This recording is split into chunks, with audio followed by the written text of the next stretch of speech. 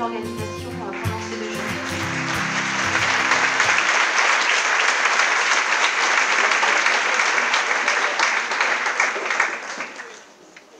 Je souhaiterais aussi les remercier de nous avoir proposé de venir communiquer. C'est notre première communication. Pour 2 raisons. Parce que d'abord, on est un réseau tout jeune sur le champ de l'orientation. On a juste 1 an. Et c'est important pour nous de pouvoir expliquer ce qu'on fait, mais surtout pourquoi on fait les choses. Donc nous sommes 30 aujourd'hui répartis sur toute la France.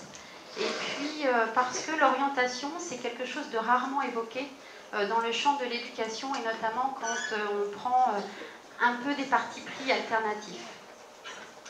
Et en même temps, l'éducation, qu'est-ce que c'est? On n'éduque pas pour le plaisir d'éduquer, on n'éduque pas pour éduquer, on n'éduque pas nos enfants pour nous. On les accompagne à prendre leurs ailes et à être autonomes et libres demain et faire ce qu'ils ont envie de faire, d'être épanouis, trouver du sens. C'est un peu le top là, de la pyramide de Maslow que nous a montré Karine tout à l'heure. C'est vraiment les accompagner à avoir du sens et faire ce qu'ils ont envie de faire et être libres.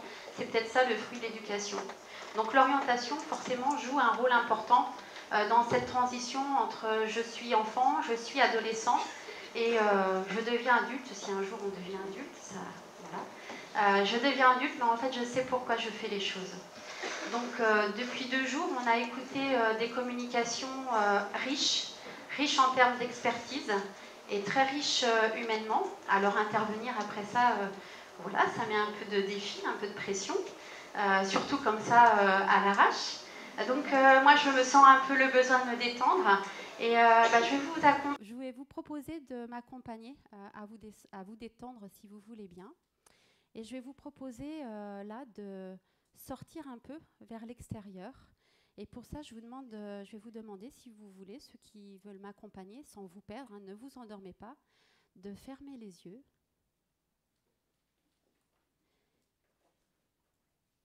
Et d'imaginer que vous êtes installé sur une terrasse, donnant sur un jardin, et vous sentez les premiers rayons du soleil, ce qui annonce une journée chaude d'été. Le ciel est bleu, limpide. Vous profitez de cette fraîcheur. La lumière est encore douce et colore la nature qui s'éveille, de nuances de vert, de contrastes de couleurs, de jolies perspectives. Juste le bruit d'un vol d'abeilles tournant autour d'un fond de jus d'orange dans un verre que les enfants ont laissé. Elle se pose sur le bord du pot de confiture, peut-être sur quelques miettes de pain ou de croissant. C'est un petit déjeuner de matin d'été. Et pourtant, c'est pas un matin comme les autres. C'est le matin de la rentrée.